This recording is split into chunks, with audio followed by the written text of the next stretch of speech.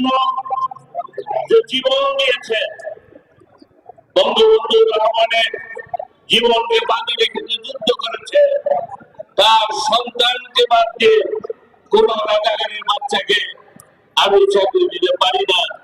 সুপ্রিয় দর্শক মন্ডলী, আজকে আমরা ছিলাম আমাদের যে গুলিস্তানের আওয়ামী লীগের পার্টি অফিসটি আছে সেখানে, ঠিক বায়তুল মোকাররমের সামনে যে আজকে একটি সমাবেশ ছিল, যে সমাবেশ এমপি বৃন্দরা এসেছিল এবং তারা কিন্তু আমাদের যে ছাত্রদের কোটা আন্দোলনটি ছিল সেটিকে সংহতি জানিয়ে তারা কিন্তু বিএনপি যারা যুবদল আছে, যারা জামাত আছে, তাদেরকে কিন্তু বলে দিচ্ছে, তাদেরকে হুমকি এক প্রকার দিয়েই দিচ্ছে যে আপনারা যদি আরো আমাদের দেশে নাশকতা অথবা নৈরাজ্য করেন, আমাদের দেশে যদি আরো পরিমাণ বোমা অথবা বিভিন্ন ধরনের গোলাগুলিগুলো হয়ে থাকে, তাহলে কিন্তু আপনাদেরকে ছেড়ে দিয়ে কথা বলবো না। এবং আজকে ষড়যন্ত্রকারীরা সেই ৭১-এর পরাজিত শক্তি, তারা যে ষড়যন্ত্র করছে এই ছাত্রদের সামনে রেখে তাদের কাঁধে ভর করে তারা এদেশকে আবার পাকিস্তান বানাতে চায়, এদেশকে আবার একটা ব্যর্থ অকার্যকর রাষ্ট্র করতে চায়।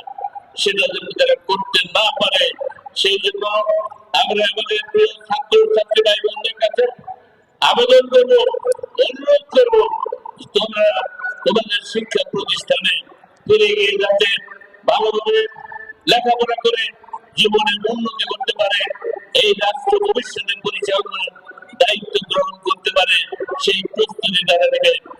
আর এই মিথ্যাচার করে যারা এই দেশে আবার মুক্তিযুদ্ধের চেতনা বিরোধী দেশ হিসেবে করতে চায়, আজকে এই জিয়ার শাহ খালেদা জিয়া এই রাষ্ট্র ২৯ বছর পরিচালনা করেছিল। ২৯ বছরে কি হয়েছিল?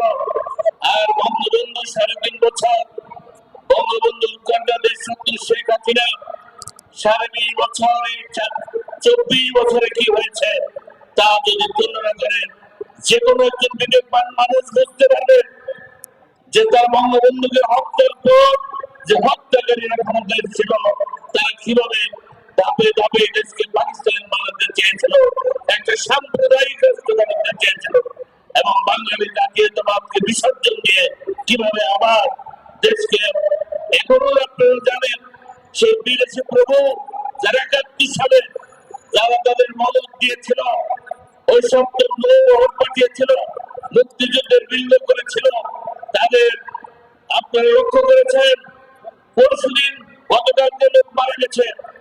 কিন্তু এর আগের দিনই তারা ঘোষণা দিয়েছে ২ জন লোক মৃত্যুবরণ করেছে, আমেরিকা থেকে প্রচার করা হয়েছে, অগ্রিম তারা প্রচার করেছে। তারা চেয়েছিল যে লাশ করুক, লাশের উপর রাজনীতি করব, সেই জন্যই তারা সুকৌশলে তাদের যারা ক্রিমিনাল তাদেরকে অনুপ্রবেশ করিয়ে সেই জামাত বিএনপি প্রবক্তা শিবির এবং ছাত্রদলকে মাধ্যমে হত্যাকাণ্ড ঘটিয়েছিল, যার নিন্দা আমরা করেছি।